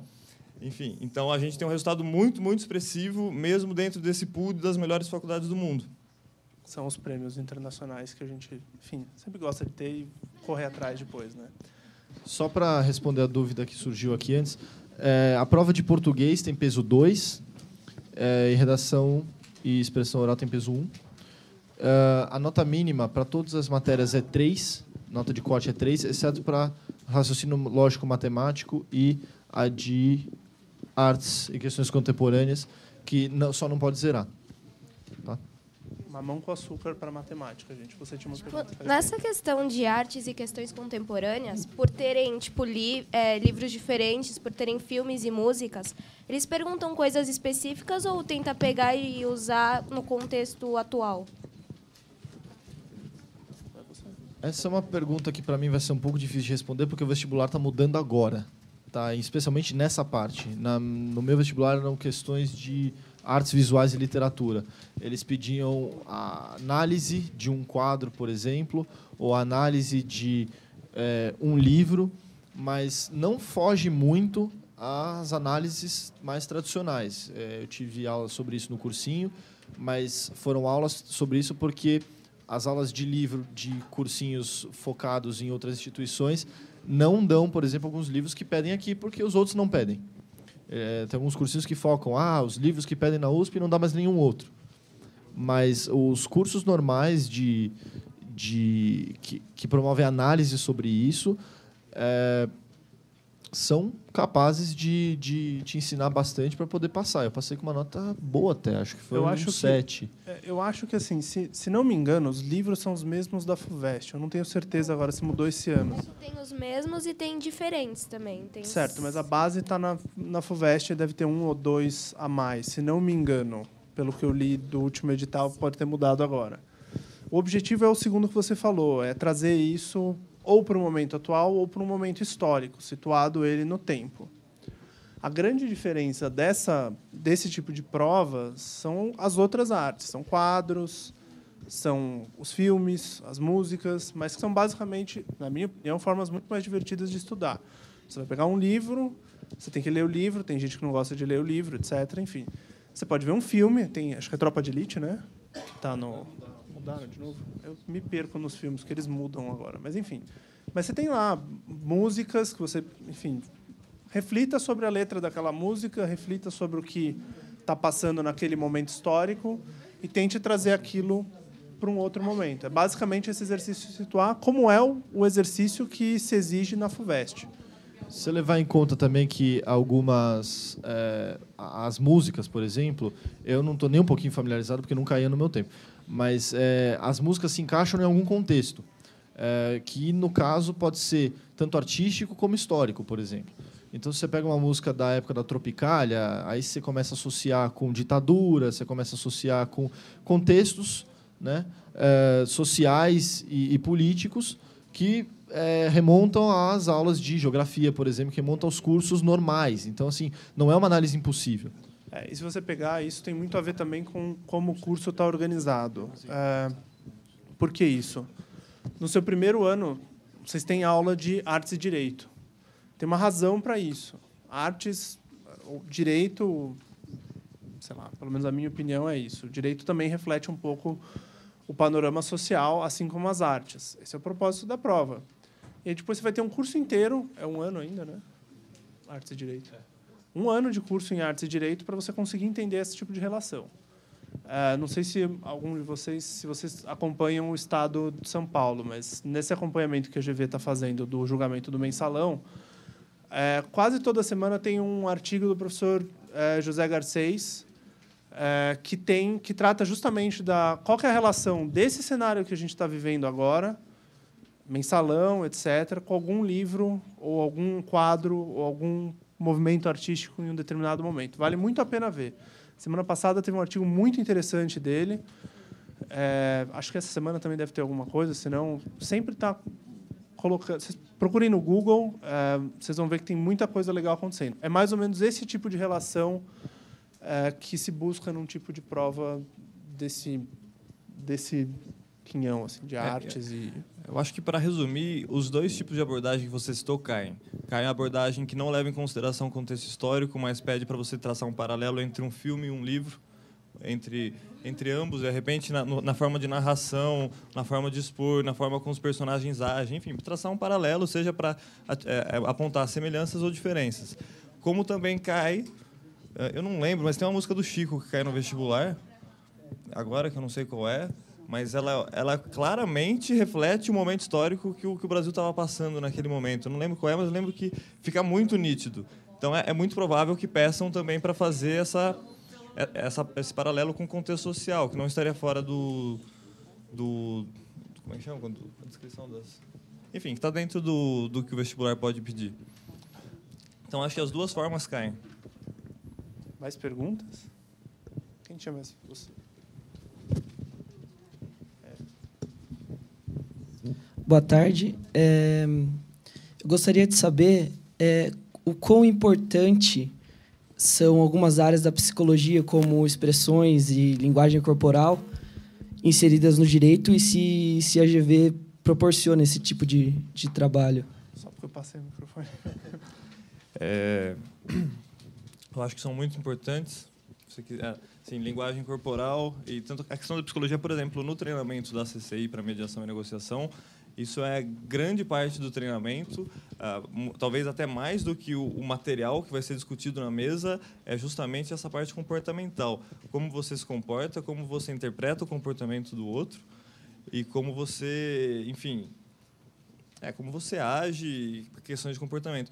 Acho que no direito como um todo, isso é verdade, isso é necessário. Quando você senta para conversar com um cliente seu, quando você vai sentar, você vai ter que perceber que ele está mentindo para você, às vezes, que o seu cliente está te escondendo informação. Isso, muitas vezes, não está no material do que ele está dizendo, mas está na forma que ele está dizendo, como está o olhar dele, como está a boca dele, como está a relação, enfim, a expressão facial como um todo, a expressão do corpo. Isso você aprende, mas não tem um curso específico para isso. Talvez, se você fizer parte da competição de arbitragem, da competição de mediação, e fizer todas as aulas e se interessar por isso, provavelmente você vai se desenvolver muito mais do que alguém que não tenha feito. Parte do treinamento das competições de arbitragem é isso. Você ter... Primeiro, porque é um exercício psicológico difícil. Imagina você ficar 6 meses, basicamente, tomando feedback negativo, porque você tem que sempre achar um ponto para melhorar, para depois chegar numa competição que você pode ou não ganhar. Né? Em geral, você não ganha. Você toma feedback negativo lá também? Toma feedback negativo lá também. Mas, mais do que isso, você tem que estabelecer o tipo de conexão que você quer com o teu adversário, com o tribunal, com o mediador. Na minha prática, pelo menos, eu sou sócio de um escritório pequeno, eu assumi o escritório que era do meu pai, e a gente trabalha com um pouco de tudo. Então, eu trabalho com direito de família também, eu trabalho com direito trabalhista. E nessas áreas especificamente, especialmente em família, quando você vai lidar com um divórcio, o advogado tem um quê de psicólogo. Então, por quê? Muitas vezes a pessoa não sabe se quer se divorciar, não quer, aí tem briga por filho, não tem, ou questões de herança, etc. Então, você trabalha um pouco isso. O Vitor falou, não tem um curso específico, mas você acaba tendo, pelo menos, um treinamento, ainda que indireto, de psicanálise. Eu não sei se está por trás da sua pergunta o interesse em cursar psicologia junto com o direito e para ver se isso casa. Pode ser que tenha. Isso, talvez o curso de psicologia fazendo um paralelo. Eu acho que não precisa. Assim, eu acho que o que você precisa para o direito é que você tem em questões de habilidade, em questões de interpretação, você cursa, se você quiser, tem psicologia 1 e 2, psicologia 2 ali em cima é psicanálise, no quarto e quinto ano você pode fazer, muito fortes. Eu acho que quanto mais você estudar, melhor. Se você fizer psicologia também, melhor para você. Mas não sei se... Você tem um curso de oportunidade, um conceito econômico que você vai aprender aqui logo no primeiro ano, que é o tempo que você está se dedicando para alguma coisa, você poderia estar rendendo mais em outra atividade. Então, eu não sei se o custo de oportunidade que você tem fazendo psicologia à noite, com um curso tão puxado, se ele vale a pena. Ou pelo menos você vai conseguir dar tempo. conta, porque como o Rafael falou, e eu acho que a Mônica também já deixou claro, assim, período integral para valer. Então, realmente, entrar às 7, sair às 5, sim, sair às 5 para você ter um tempo livre e tal, mas depois você tem que estudar, porque no outro dia, às 7 horas da manhã, você tem aula, você tem que ter lido os textos. Então, tem esse... eu sei que isso parece um pouco terrorismo, gente, assim, a vida como ela é, sabe? Mais perguntas? Assim, especificamente sobre como é o dia a dia na faculdade. Eu tenho algumas coisas a mais para falar também sobre como é, a partir do seu quarto, quinto ano, a vida. Mas dia a dia, não? Surgirem... Diga. Alguém passa o microfone? As aulas, elas ocorrem com uma frequência, tipo...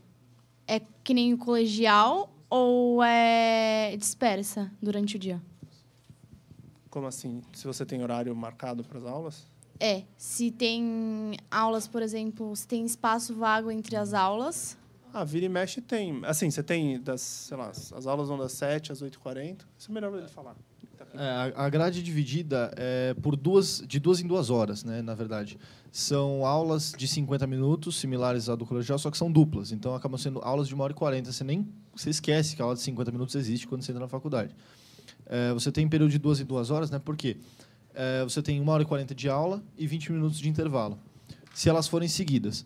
Normalmente, ou se tem 2 de manhã, um intervalo e 2 à tarde, sempre respeitando 2 em 2 horas. Então, você tem das 7 às 9, você tem uma aula e um intervalo de 20 minutos. Das 9 às 11, uma aula e um intervalo de 20 minutos.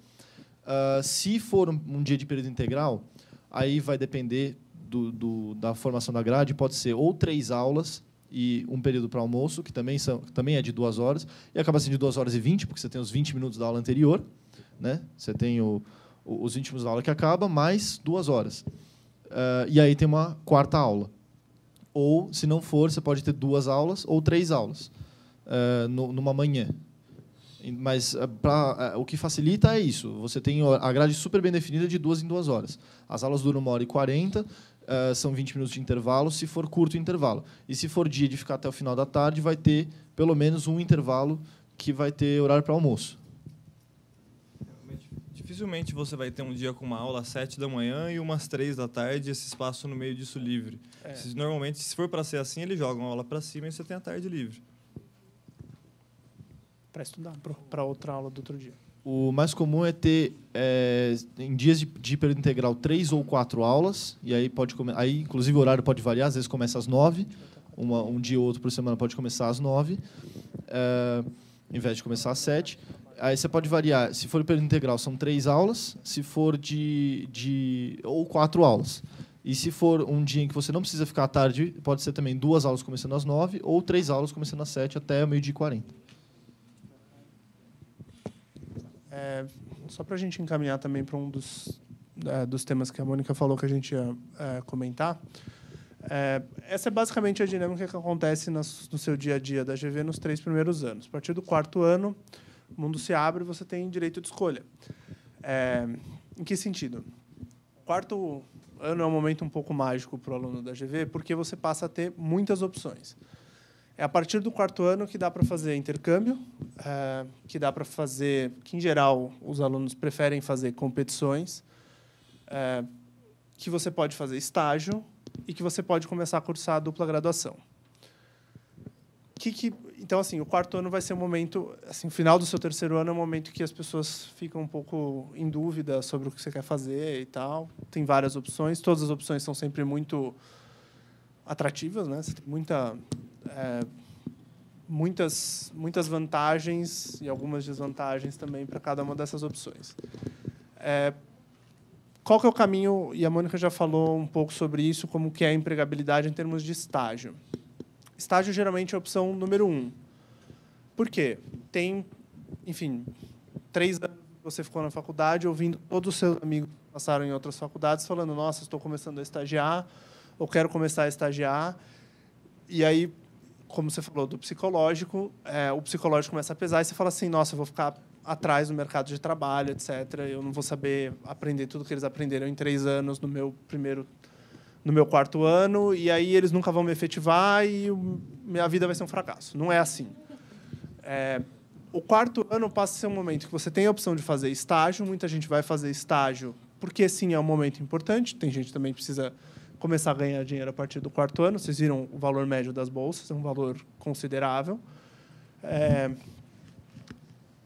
Tem várias opções. A feira de estágios é organizada para facilitar a vida dos alunos em se inserir no mercado de trabalho. Não que ela fosse absolutamente necessária do ponto de vista de garantir mercado para os alunos.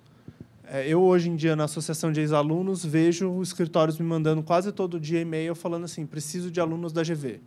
Preciso de alunos da GV para o mercado de capitais, preciso de alunos da GV para trabalhar com penal, quero alguém para trabalhar em companhia aérea, como, enfim, no meu departamento legal, para trabalhar em empresa, banco, enfim. Todo dia eu recebo e-mail com esse propósito. Para estágio e para advogar.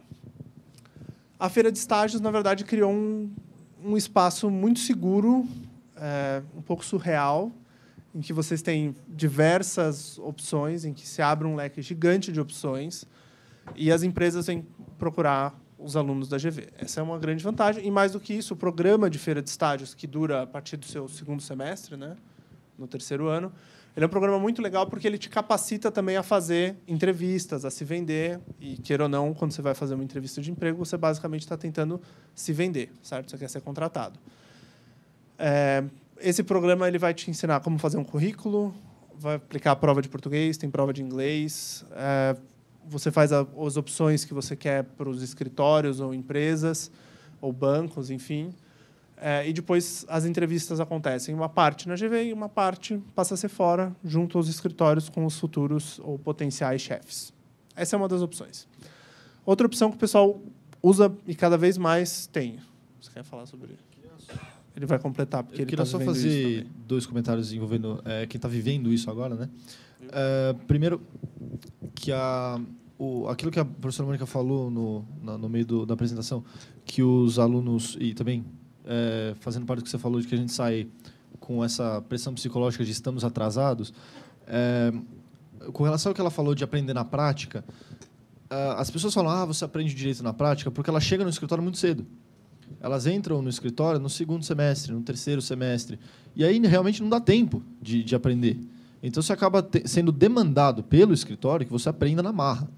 Então, assim, atrasar um pouco essa inserção não é um atraso do ponto de vista de carreira. Porque, por exemplo, outras instituições que diluem o curso em 5 anos têm 8 semestres de processo civil, enquanto nós estamos tendo 3 e com algumas outras questões vistas num outro curso. A gente tem menos? Não. A gente comprimiu, a gente não tem menos aulas sobre isso, a gente tem uma coisa mais concisa. Então, eu acho que mais importante, a minha opinião é essa, acho que foi uma das razões pela qual eu escolhi a GV, é essa, porque você acaba tendo um curso em que você, pelo menos, visitou as áreas, antes de falar, nossa, é isso que eu quero. Né? E outro comentário também que eu queria fazer, que se encaixa nessa apresentação, é que o Gabriel falou que está pensando em fazer direito tributário, mas não é nem um pouquinho incomum, é super comum as pessoas entrarem e mudarem de ideia. Eu entrei aqui falando, nossa, eu vou fazer direito internacional, eu vou participar das competições, fazer direito internacional. Eu não aguentei meio semestre no curso que preparava para a competição do qual o Daniel é coach. Eu não aguentei meio semestre, eu já mudei totalmente. Então, assim...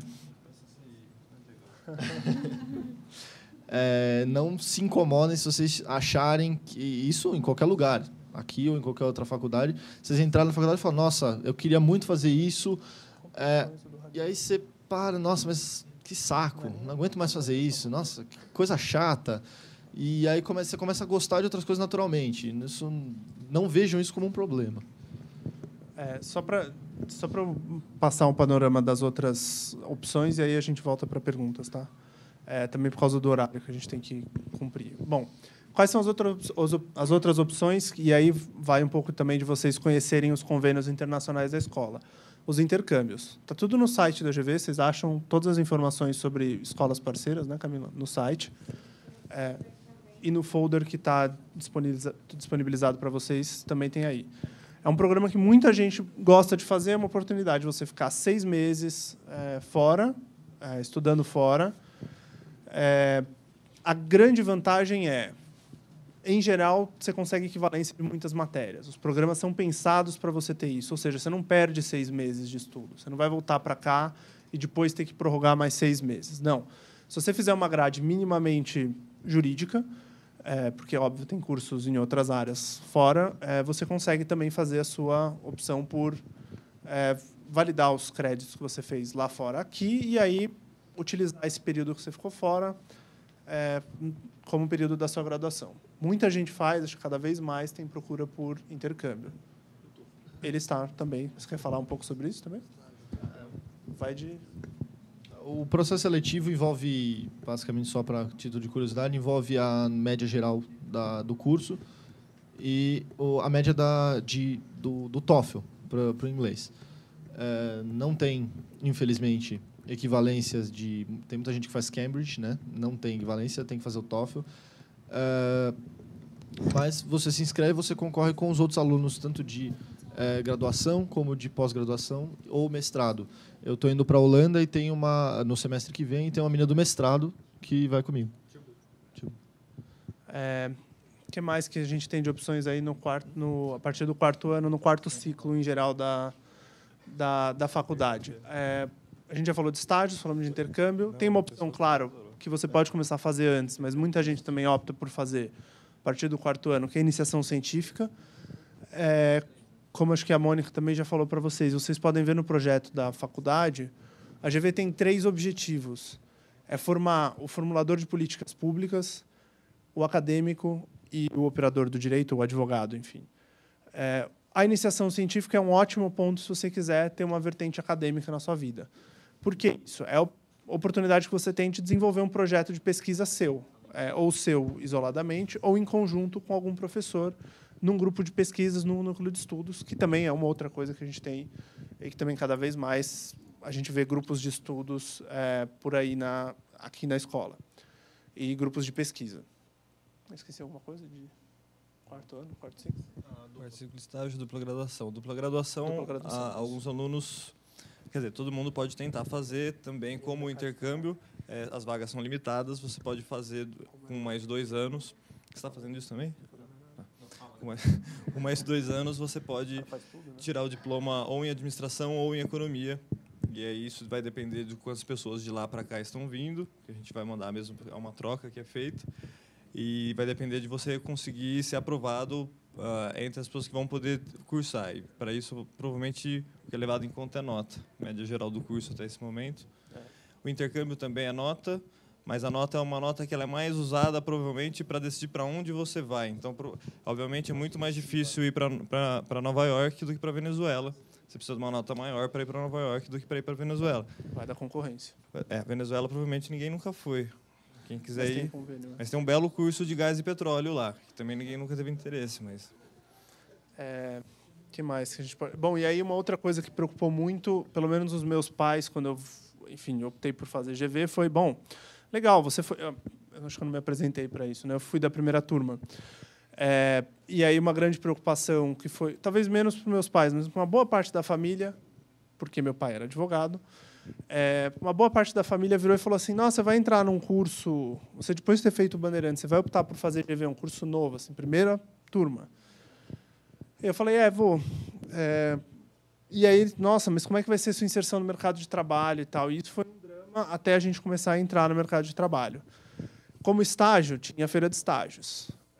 Percentual de efetivação dos alunos da GV nos escritórios é gigante. É algo assim que extrapola, deve bater uns 95% dos alunos que estão fazendo estágio são efetivados. Uma parte desses alunos desiste de continuar naquele escritório, resolve mudar, se alocar, então a gente não conta como efetivação nos dados. Mas o que vale desse dado é basicamente, isso vai da minha experiência como presidente da Associação de Ex-Alunos, os nossos alunos, a empregabilidade deles é absolutamente excepcional. Eu não tenho nenhum colega que se formou comigo ou das outras turmas que tenha ficado muito tempo buscando emprego. É claro, a gente tem um momento econômico, a menos que quisesse. A gente tem um momento econômico favorável no Brasil, todo mundo está contratando, enfim, momento de crescimento e tudo mais, mas pelo menos o perfil das vagas, que era uma das preocupações que a gente tinha, quais são as grandes faculdades que se contrata, o nome da GV está sempre entre as 2 primeiras, eu posso falar com certeza. A gente vai ter lá GV, USP, Mackenzie, PUC, mas varia muito em torno disso, pelo menos no perfil de vagas que eu recebo, pedindo indicação ou pedindo para circular vagas, etc. Os salários, a gente não tem nenhum, também pelo tempo do curso, não tem nenhum aluno que já seja sócio num desses escritórios grandes, mas pelo menos na curva que a gente tem de plano de carreira, a gente vê que eles conseguem pular alguns degraus dentro dos escritórios grandes de advogado, sei lá, júnior, que ganha, quando você entra, uns 3 mil... Júnior 1. Júnior... Os escritórios têm vários júniores, né? Tem júnior 1, 2, 3, aí você passa a ser pleno 1, 2, 3, enfim. Pelo menos a progressão que a gente viu numa amostra, numa pesquisa não muito científica, mas numa pesquisa que a gente fez com os ex-alunos, mostra que eles tiveram uma evolução bastante significativa. A gente já tem alunos que são advogados sênior, em escritórios médios, tem alunos que são advogados pleno 2, assim, em escritórios médio-grandes. Então, a gente tem um crescimento bastante significativo e, junto com isso, cresce, obviamente, a renda deles, porque, afinal de contas, faz parte do seu plano de carreira ganhar mais. Pelo menos essa é a ideia. Que mais? E aí, mercado de trabalho, um pouco é isso. O que passou, os outros alunos, a gente tem alunos que não são só advogados, né? Eu mesmo faço mestrado também, faço mestrado na Universidade de São Paulo, na São Francisco. Tem diversos alunos que estão trabalhando fora do país, Nova York, Washington, na Itália, Suíça. Temos alunos também que estão, hoje em dia, se dedicando só à pesquisa, querem ter uma carreira docente. Tem muita gente prestando concurso público também, que começou a faculdade e falou, nossa, eu quero advogar, e no meio do caminho falou, não, vou ser professor, e agora resolveu virar, o que a gente brinca, concurseiro, para passar em concurso público. Já temos vários alunos também aprovados, trabalhando no Banco Central, defensoria, promotoria, enfim, tem um monte de gente, tem gente começando a prestar agora magistratura. Então, o leque de opções que se abriu, que também era um outro receio, nossa, a GV vai formar advogados empresariais, ponto. O pessoal vai saber sair de lá fazendo IPO. Não é bem esse o perfil que a gente tem. A gente tem muita gente trabalhando, claro, com direito societário. Nas pesquisas que a gente tem, que a própria faculdade fez, isso mostra que é uma tendência um pouco do mercado. Queira ou não, empresas pagam melhor do que... o crime não compensa, né? Talvez para os advogados também não, porque empresas costumam pagar melhor do que simplesmente um advogado, por exemplo, criminalista. Mas tem gente que seguiu carreira como advogado criminalista, tem gente que seguiu carreira acadêmica, tem gente que seguiu carreira no Congresso, está lá como assessor de deputado federal também. Então, a gente tem perfil para todos os lados. E todo mundo que se formou, e que tem interesse ainda na área jurídica, que continua trabalhando com direitos, todo mundo, sem exceção, passou na OAB também. A OAB sempre sai, às vezes surge essa pergunta, a OAB também nunca foi um bicho de 7 cabeças para ninguém, a maior parte das pessoas passa no primeiro exame no começo do 5º ano. E agora, considerando o resultado total do 5º ano, a GV tem 100% de aprovação. Só no 5º ano você vai ter 3 chances para passar e quase todo mundo passa em uma dessas 3. Nos últimos resultados foi 100% nessas 3 chances.